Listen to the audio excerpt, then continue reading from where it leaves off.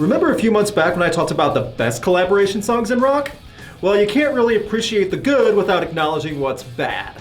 This is the flip side, and when separate entities want to work together and end up punishing music fans.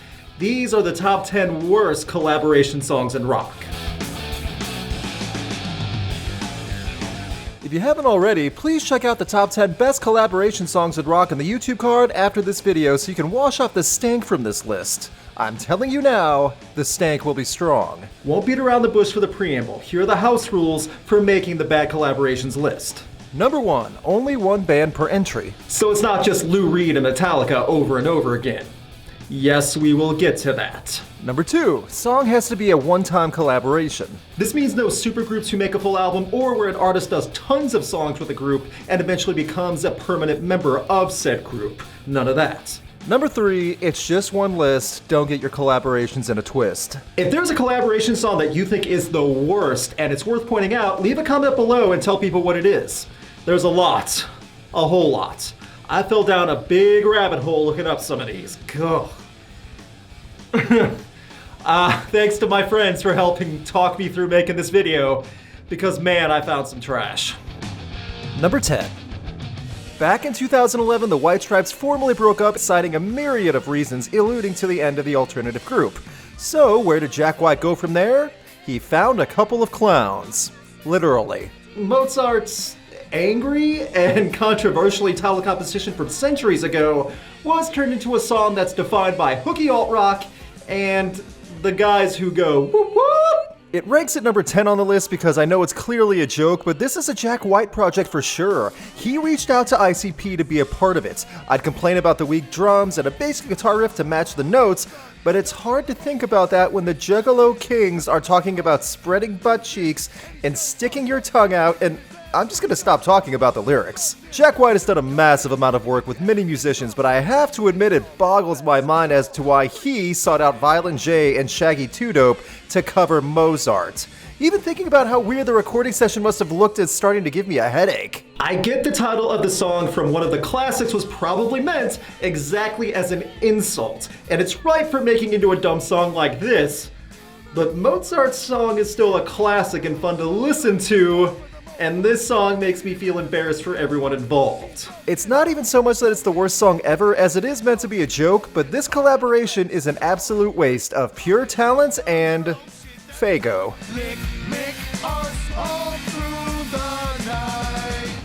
Number 9. Remember the Spider-Man movies in the 2000s, the Raimi ones? They were pretty fun for the most part. I still stand by that Spider-Man 2 is the best Spider-Man movie. That being said, not everything was great about it. How did this happen? The butt rock Wonder Twin powers activated and took the form of an awful song with two of the hammiest vocalists of the early 2000s, Nickelback and Saliva. Who wanted this? The song was originally Kroeger's idea, and then he presented the idea to Josey Scott. According to Scott, Kroeger had the idea for the song Hero, so I came up to Vancouver and met him. He pitched me the idea, and I thought that was pretty dope. Real dope. So we sort of tweaked it together, laid down some harmonies on it, and put everything from congas to acoustics on it.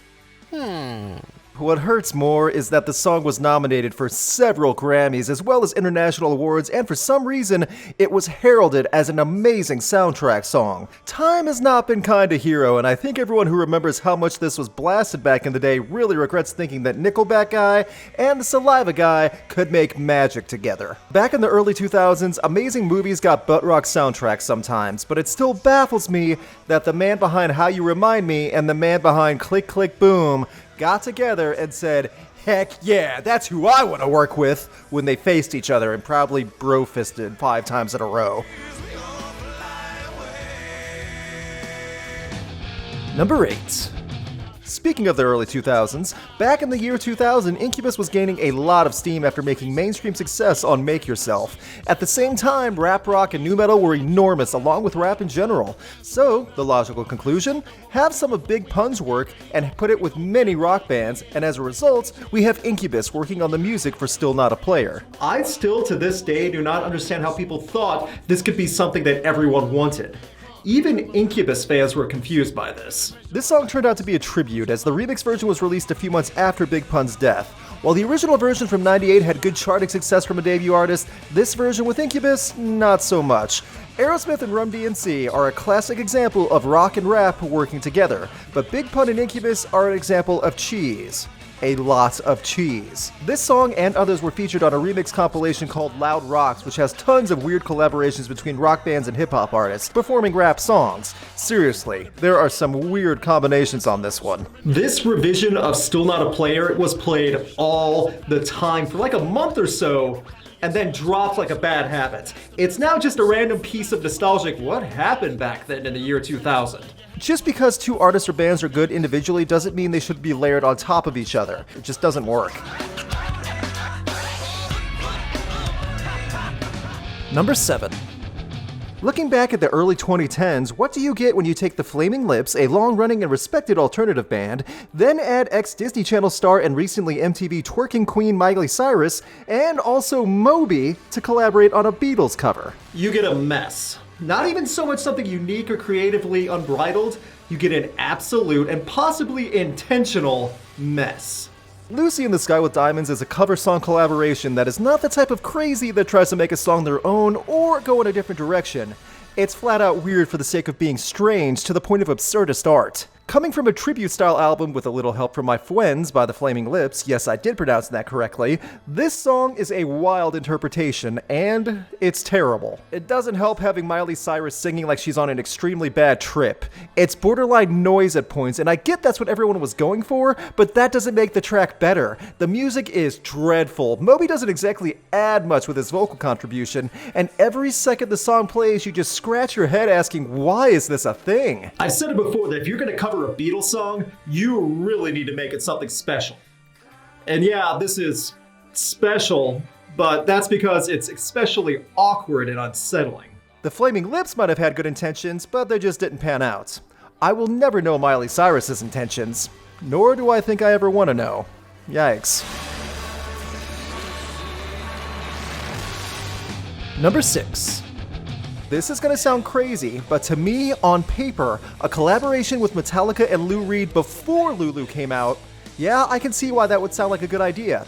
I can get the appeal of both parties wanting to work together and seeing what can come out of it. For those unaware of what resulted, Lulu is one of the worst things Metallica has ever been a part of, and this song might be one of the most quoted songs that Metallica and Lou Reed have ever done, and for all the wrong reasons. The View encapsulates everything that was wrong about Lulu in various ways. It wastes the talent and energy of Metallica, while Lou Reed went off the deep end of it with the lyrics and writing. Lou Reed was a class musician, and we lost a legend when he passed, but The View was proof that even legends strike out occasionally. The View was the only single to come from this entire project, and yeah, I can see why. Lars would say in an interview on SiriusXM that the reason so much time was spent between Death Magnetic and Hardwired was because of other projects, Lulu being the big one. The entire project of Lulu went over 2 years. Album recording, production, touring. This is the result. Lou Reed doing glorified spoken word over lazy, generic stock riffs from Metallica. It's one thing when expectations are so high that they can't be met, but in this case, I don't think anyone was satisfied with I Am the Table. Don't you ever forget, I am the table. I am the table! Number 5. Rivers, what are you doing? Don't be associated with those brats! Sober Up, a song featuring the half-brain-dead, half-drunk line, My Favorite Color Is You. Barf. AJR, the three brothers blurring the line between alternative rock, backtrack over alliance, and pandering, created this song on the band's second and most successful album, The Click. That album, The Click, was certified gold, and this song stands out on it. That album, The Click, this song, Sober Up, and AJR are a scourge on music. Not just rock or alternative, all of music. It's the terrible non-instrument using beat while the band holds instruments and pretends. Yeah, that's an AJR thing. I mean, the modded effect and any rock vibe doesn't even come in until the second half of the track, but it's there. So it counts. And for some reason, Rivers Cuomo signed up for this. This song embodies the lazy side of collaborations in every sense. A band doing bare bones in every aspect for a song, and a featured guest also contributing a minimal amount. All while it gets attention because a label pushes it, and the pandering hits the right note for impressionable youth. Is this the worst AJR song I've ever heard? I don't know, they all kind of blend in together. But it's real close, and it's definitely one of the worst collaborations in rock I've ever heard. Why would you sign up for this, Rivers? Number 4. Back in 2015, Simple Plan tried making a triumphant return. I hope my sarcasm came through on that. The Canadians weren't the only ones trying to return to form, as Nelly also came forward, and the both of them made a song that sounds like it was written by kindergartners. The name of the song is I Don't Want to Go to Bed.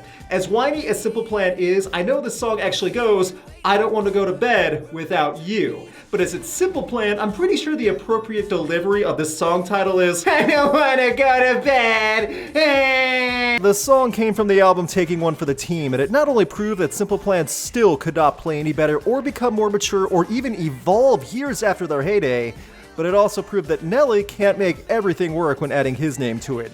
The lyrics and style of the song sound like they would be outdated in 2005, let alone 2015. Inspired by the flow of Uptown Funk, man, that is a stretch to get from Bruno Mars to this trash fire.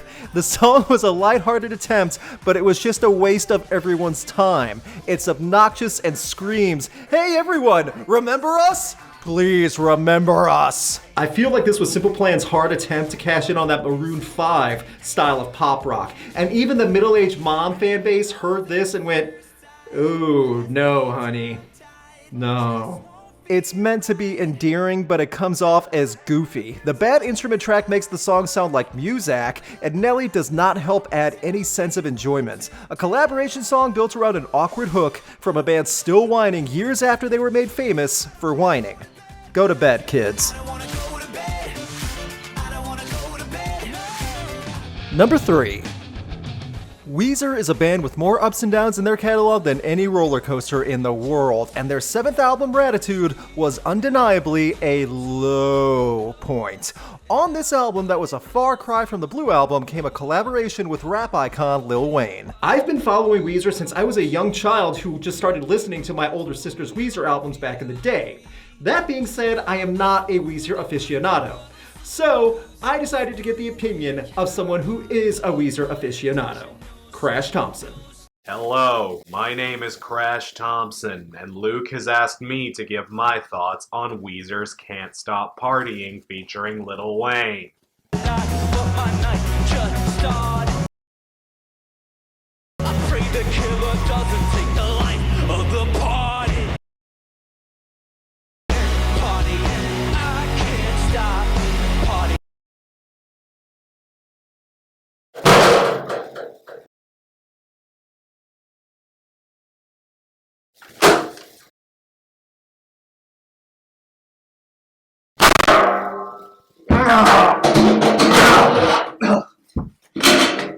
The fact that this is classified as a rock song on a labeled rock album is a whole other debate, which by the way, they are. But yeah, Weezer is still rock, and normally I would be able to see Weezer working with an outside party really well. But wow, this is awful. Lyrics are laughably bad from everyone involved, the music is wretched, it's the background soundtrack to the lamest junior high house party ever, and even there the song would get laughed at. Gratitude was a low point for Weezer. This song is a low point for Gratitude. And Lil Wayne. And for Weezer fans in general. Wow, this song affected a lot of people. Yikes. Number 2. The most recent entry on this list comes out of January 2020. The rest of the year now has a low bar to get across. Buckcherry had a hit song with strippers and drunk moms in 2006, and over the past year, Buckcherry, or at least Josh Todd, have been attempting a comeback. So what better way to make a comeback than to take a song that's laughed at now and looked back as a joke, than to remake it, water it down, and add a rapper. The stuff in 2020 has been rough so far. Not only did Buckcherry remake a terrible song, but it's significantly worse than the original. Todd's vocals can't give the same loud delivery, so it has less of an impact, all while the instruments are either a copy-paste from 2006 or they were flat out replaced with cutout segments of a terrible trap beat, and Wi-Fi's Funeral somehow giving it as cringeworthy lyrics as the original song. No one wanted this. No one was clamoring for a Buckcherry revival and then remixing a trashy song into a terrible crossover. I'll bring it up again. Remember how Run DMC added to Aerosmith's Walk This Way? Well, this is the alternate universe version of this. Walk This Way exists out of creativity and brought a band back out of obscurity. Wi-Fi's Funeral just proved that Buckcherry should have never been a thing. It's been a few years since I've talked at length about Buckcherry, and at the time, I figured I would never have to hear anything new from them again. Well, that's what I get for assuming. Buckcherry is still trying to be relevant. Rock isn't dead, but now I feel like it deserves to die. A collaboration that crosses genres and a remake of a bachelorette party anthem. Everything about this is an abomination. I didn't think Josh Todd could sound worse, but again, I shouldn't assume. I'll never do that again. Before we get to the number one selection, please hit the like button below if you've been enjoying this video so far. The more likes this video has, the more this video gets pushed out by YouTube to people who aren't subscribed. Also, please consider subscribing to get notified on upcoming album reviews, festival coverage, long videos, and much more. And as for the number one worst collaboration song in rock of all time, I stand by this. This may very well be the eternal rock bottom that no other artist will ever sing to. Number one. There is zero competition against this. No arguments. It's not a secret that Corey Feldman's contribution to music back in 2016 with his double album, Angelic to the Core, was rough. On the rock side of that jaw-dropping disaster piece was a collaboration with Fred Durst. I swear someone wished on a monkey paw for Fred Durst to start making music again, and this is what happened. I say this without a shred of sarcasm at all. Fred Durst is better than this. That's right, the Nookie guy, he's better than whatever this is. Corey Feldman has had several entries in the music world, but it's when he jumped an ocean full of sharks and released Angelic to the Core that the music world died a little, and the rock half of that double album really, truly is one of the worst entries in heavy music ever. And to make matters worse, Feldman Dursted it up. Seamless is a cantankerous mess of 5 or 6 tracks laid on top of each other, from funk to nu metal to punk to garbage. Mostly garbage.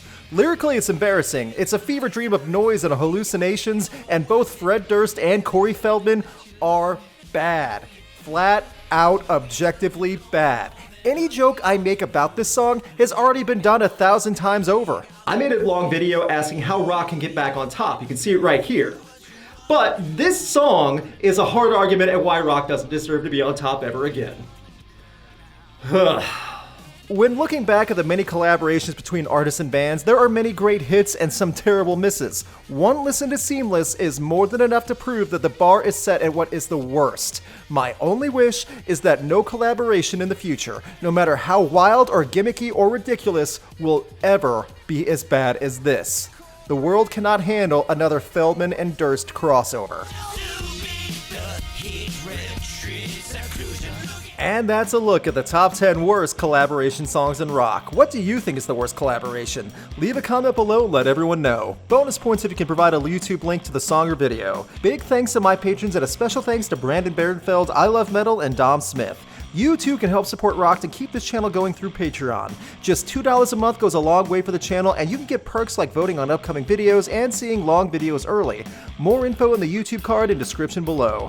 Please subscribe, it really does help to get this channel bumped up in the algorithm. You can check out my concert photography on Instagram, and you can keep up to date with Rocked on Facebook and Twitter.